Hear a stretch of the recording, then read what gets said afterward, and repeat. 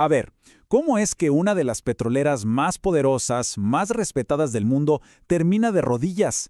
Esa es la pregunta. Y la respuesta es la historia de PDVSA, la que era la joya de la corona de Venezuela. Vamos a ver cómo una colisión de visiones, de mundos, la llevó a un punto sin retorno. Miren, para entender bien este colapso, primero hay que entender qué era PDVSA, o mejor dicho, cómo se la vería. No era solo una compañía, era una tecnocracia autónoma. De hecho, se la llamaba un Estado dentro del Estado. Y aquí viene lo irónico. Su propia independencia, su competencia, todo eso fue visto como una amenaza directa al poder político. Ok, entonces, para poner todo en contexto, viajemos un poco atrás en el tiempo. Porque antes de que todo explotara, PDVSA era, de verdad, un titán en la escena mundial. Estamos hablando de una petrolera de clase mundial, en serio.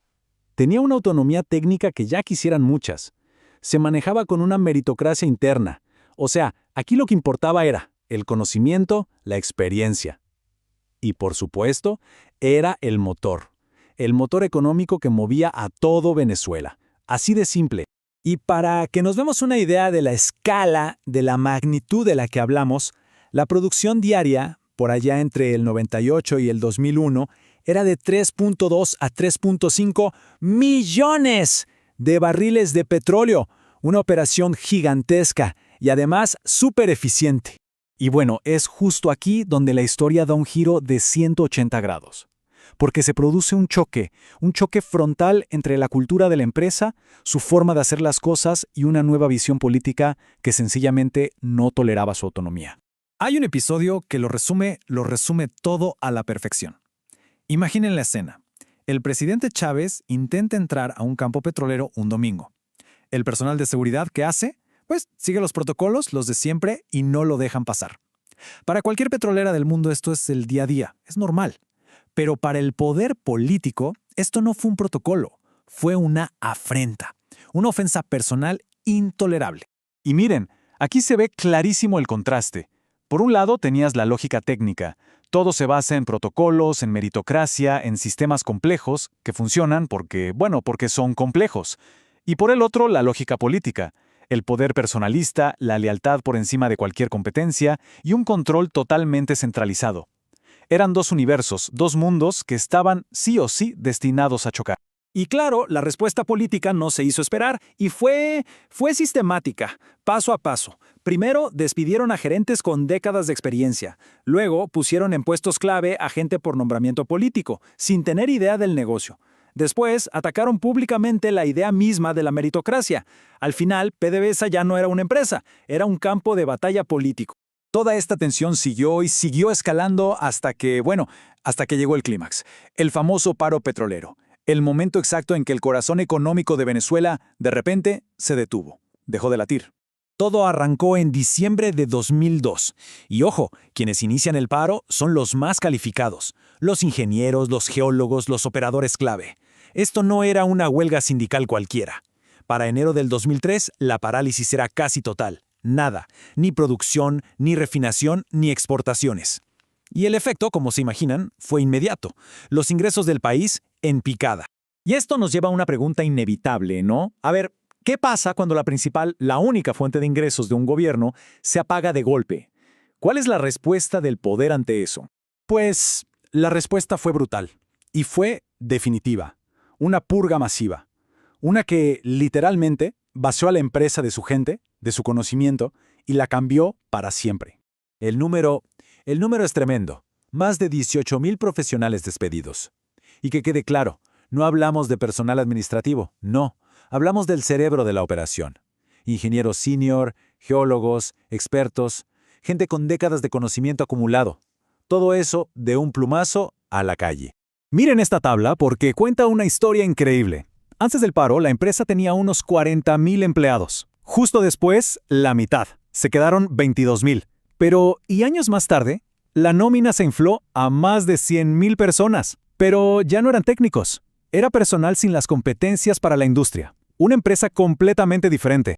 ¿Y el resultado en la producción? Bueno, el gráfico habla por sí solo.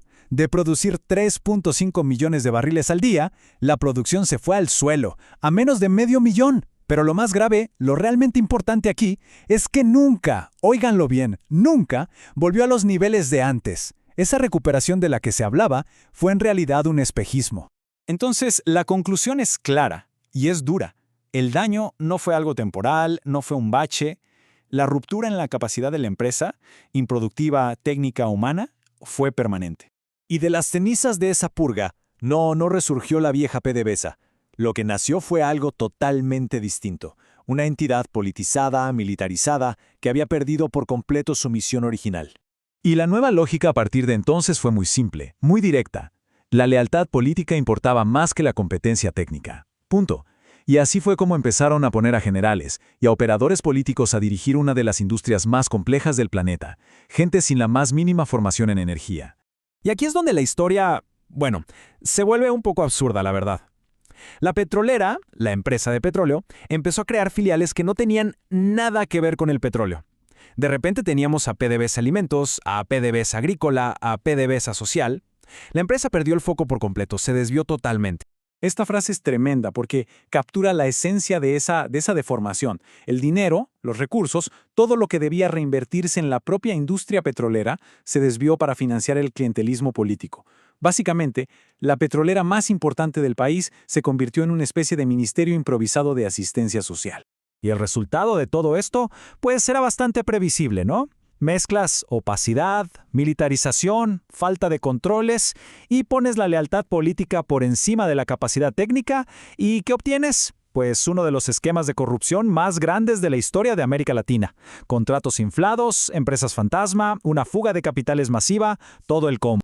Al final, el paro petrolero de 2002 no fue solo un evento más en el calendario, no, fue el verdadero punto de no retorno. El momento que selló el destino no solo de una empresa, sino de toda una nación.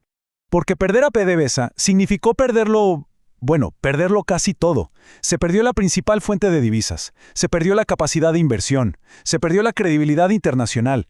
En una palabra, se perdió el futuro. Venezuela no perdió solo una empresa, perdió su columna vertebral económica. Y aquí llegamos a la conclusión final, que es quizás la más contundente. La destrucción de la empresa más importante de Venezuela no fue un accidente, no fue un daño colateral. Fue en realidad el resultado de una serie de decisiones políticas, decisiones deliberadas para desmantelar una institución estratégica y así imponer un proyecto de poder.